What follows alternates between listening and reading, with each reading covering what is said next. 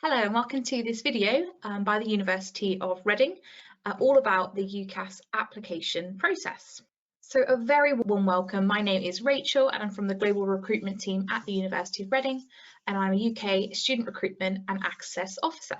So on the slide now, you can see the 5 topics that we're going to be covering today, and I'll be finishing off with some useful resources that you can go away and have a look at afterwards. So you will need to register in the UCAS Hub to start and access your application. So you will register with UCAS via the Hub. It's all done online. You get a maximum of 5 choices.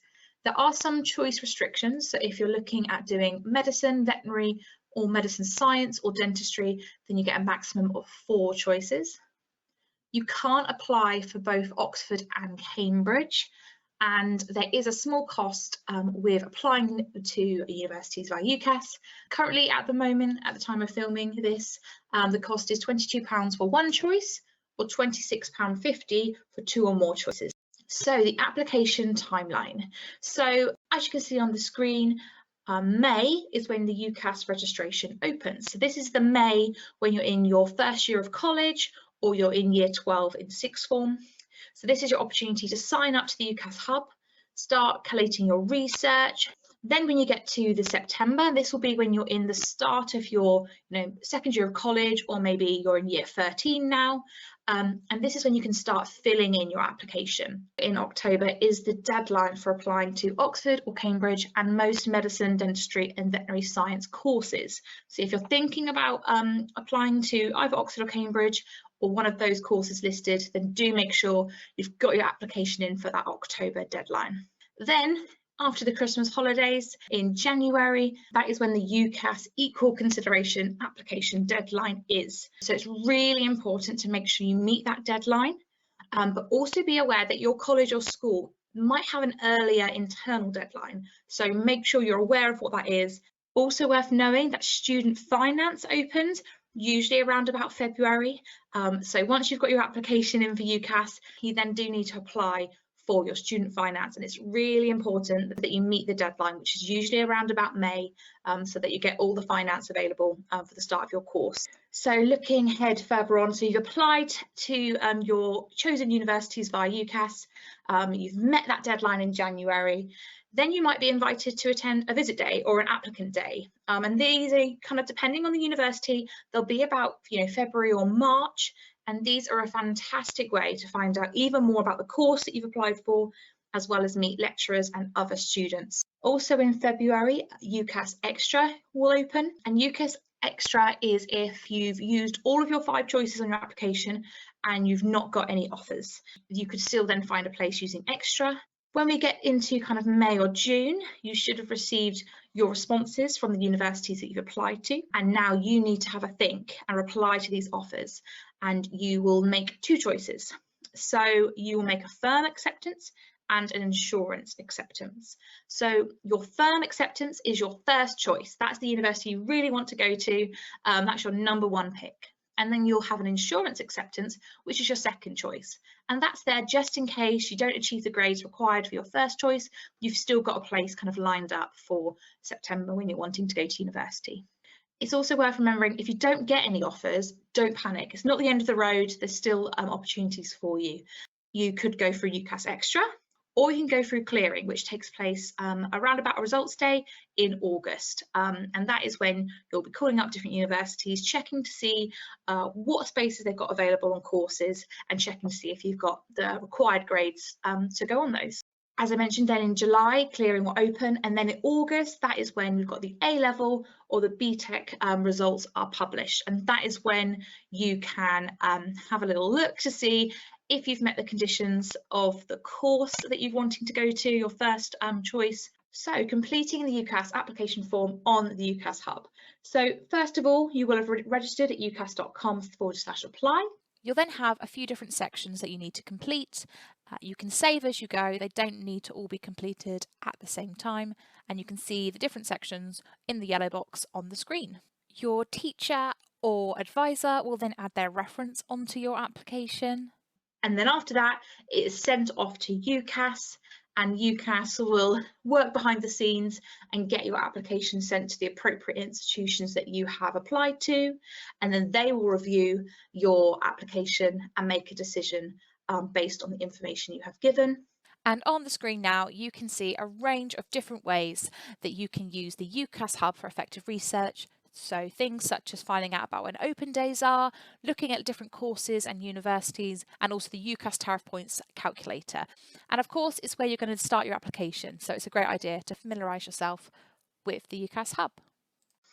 But for the personal statement, first thing to say is that it can be quite challenging to start writing that, and if you're feeling that way, you're not alone. Lots of people find it a bit difficult to get started and to know what they want to say. So it's the only section that you've got kind of full control over. You can write whatever you want to write to sell yourself and to really market yourself individually. It is also worth knowing that the personal statement you write is the same for all of your choices. There are some limits on it, so it's a maximum of 4,000 characters or 47 lines, and it does need to be a minimum of at least 1,000 characters, but always advisable to be heading towards that 4,000 characters because you've got a lot of things you want to say about yourself. There isn't a spelling or grammar check within the UCAS application, so it's advisable to write it somewhere else, and that could be a Word document or a Google Doc.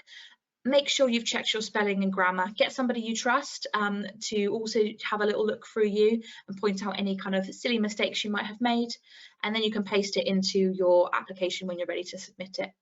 There's no formatting allowed, so you don't need to waste time with italics or bold or pictures and things like that. It's just standard text with no formatting. So on the screen now, you can see some of the common applicant errors that students make. I'll touch on a few of them, but have a look through all of them yourself.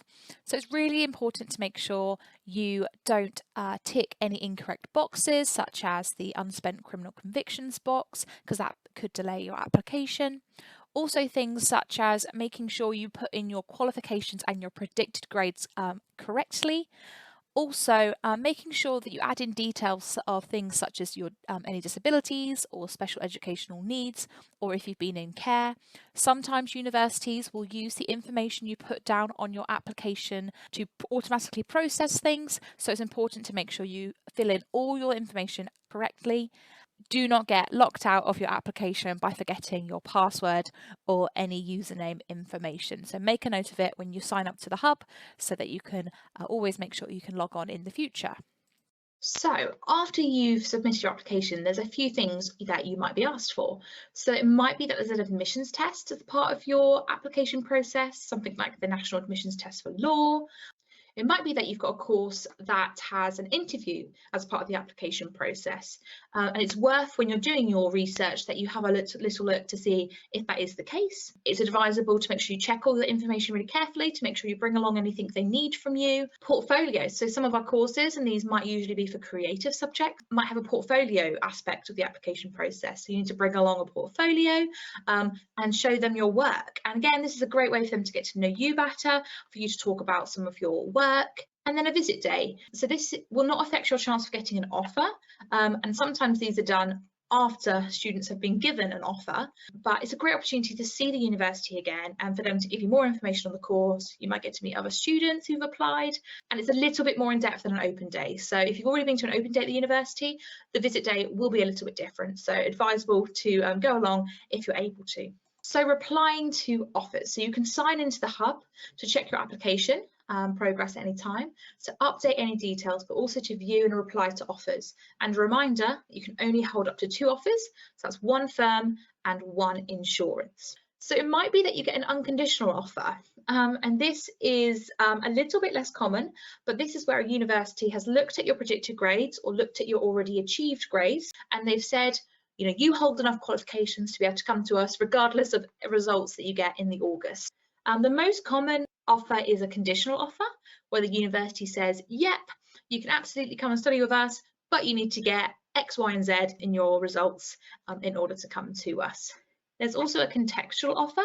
Contextualised offers are in place because universities recognise that we all get different opportunities in life, and contextualised offers try to make sure that no matter your opportunities before university, that you get the best possible chance to succeed at getting into the university that you're wanting to study at. And then there's also the rejection. So it might be that university has looked at your application, you're not studying the right courses to get onto the course, or maybe you're not going to get the right grades, and that you might get a rejection from them. So decision time. So as I've mentioned, you'll get given your offers and then you need to decide which one's your firm and which one's your insurance. So as you can see here, this applicant has decided that their conditional offer, number 2, is going to be their firm choice. They then decided to put the unconditional offer as their insurance choice. And then they've automatically had to decline their conditional offer 1 and 3, and the rejection they didn't need to do anything with anyway. Another option could be the applicant decides, oh, brilliant, my favourite university that I really wanted to study at has given me an unconditional offer. So therefore, I'll put that as my firm choice. Because it is an unconditional offer, you don't have to put an insurance choice because you've already got that unconditional offer of going to that university. So that would mean they would automatically decline all the other offers they had, so conditional offer 1, 2 and 3, and they wouldn't have an insurance place needed because they know they're definitely getting into their firm. So results day, some four possibilities that could happen. So you've met the conditions of your firm offer, time to celebrate. Maybe you've missed out on your firm, but have you met the insurance conditions? If you have, brilliant, that's also time to celebrate. You've not met the conditions of either, don't panic, you could still get a place through clearing. Potentially you've done better than expected. So you could use adjustment to try and change to a more aspirational choice. I thought I'd finish with some useful resources. So the first one is the university websites, and I've put up the link there for University of Reading, so that's reading.ac.uk. Another really useful resource is Student Finance England, so being clear about when it opens, when the deadline is. UCAS Hub, loads of resources that will help you find all the information you need to know about universities and the courses on offer. Chat to a student. This is a really valuable tool. You can chat to current undergraduate students, and this is available at lots of different universities, including the University of Reading, and the link for that is on the page as well. So reading.ac.uk/chat. Other things that is really worth doing is attending university open days. Kind of most of the time they're around about October and then June, and also looking at university prospectuses and literature. Another really great tool, and you can most of the time can order these from the university website directly. Pick one up at an open day or pick one up at a UCAS fair. So thank you so much for joining me today. If you've got any more questions about the University of Reading, please do get in touch with us. Our email address is outreach@reading.ac.uk. Take care. Bye-bye.